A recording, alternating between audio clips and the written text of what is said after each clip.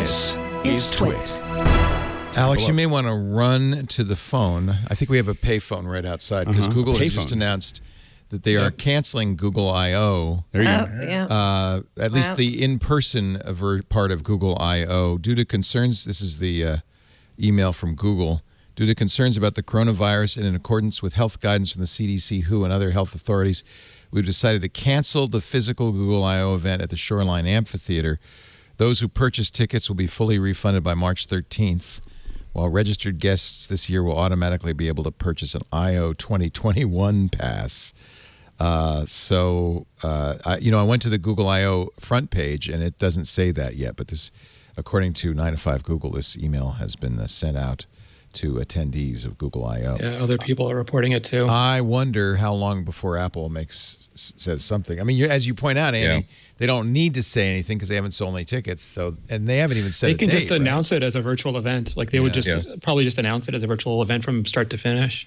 And this also puts a lot of exactly. Also, not only is it prudent, but this puts a lot of pressure on Apple to simply say, well, Google canceled, Microsoft canceled, Facebook canceled, but you decided that it was safe to go ahead. Okay, let's see how well. And if there's blowback from that, they are going to have a blowback that will overshadow anything they announce in June. So it almost seems like if you don't buy non-refundable tickets to if you're in the habit of saying it's usually a couple of weeks, it's usually at the same time, I'm usually there for 2 weeks anyway, I'll buy tickets in advance. Yeah, don't buy tickets in advance. So the thing, a lot of people bought their tickets that became the whole trick because WW was so expensive. People bought a year early because they were fairly confident what would happen. But this to me hurts us in some ways more than Apple or Google because Apple can fill Steve Jobs Theater with employees and have an incredibly rousing, it won't be the same, but have an incredibly rousing product reveal event, almost like a regular keynote.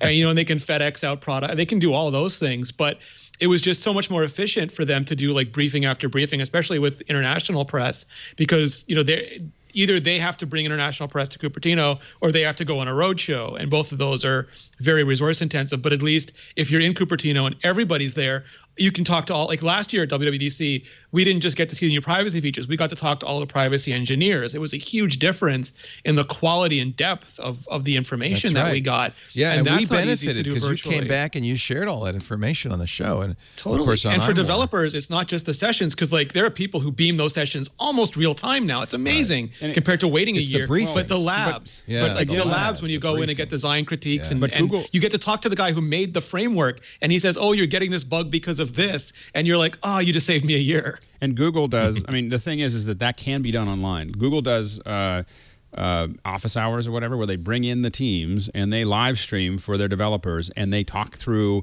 You're talking to guys, and they're showing you things, and here's how to take. Here's how to I guess develop in theory you could do all of that. You can do it for a lot more people at the same time than having a round table. It's just a matter of building. It's a matter of exercising tools that are already there and applying them to this. This is an opportunity to stop doing something that's crazy and do something that is actually. It's just the hands-on area. Like you'd have to mail out so many more products than you'd have to just put on a stand while everybody's milling around. What do you get though? I mean, honestly, I agree with you on the briefings. I agree with you on all that. But the hands-on, I mean, you get 20. You get the hands-on video immediately, Leo. Yeah, no, I understand. It's good for YouTube. but do you really get? I guess you've now seen it. I don't know how important that is. Is it worth getting coronavirus? But the other thing is nothing's worth getting coronavirus.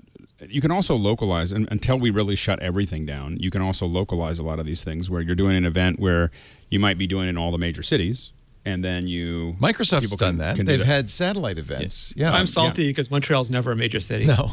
We've done a bunch of events because we've had clients that are worried about carbon footprint. So we've done ones across four to six cities that are all tied together in the back end, and the speakers are coming from every different city. The people are on every different city. They're talking to each other, and it works, and no one had to travel. And again, this wasn't a pandemic issue. This was a climate issue. Yeah.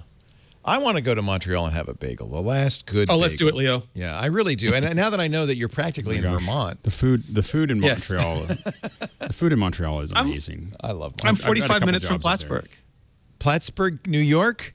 Yeah. Wow. Home of the United States Chefs Federation. Oh, no, that's Alex Newburgh. was here. What is it? What was it? Was it Afghan? I forget what we went to when you were here, Alex. But it was really good. It was so good. I think it was Afghan. Yeah. Which I love. So good. I love Afghan food. Yeah.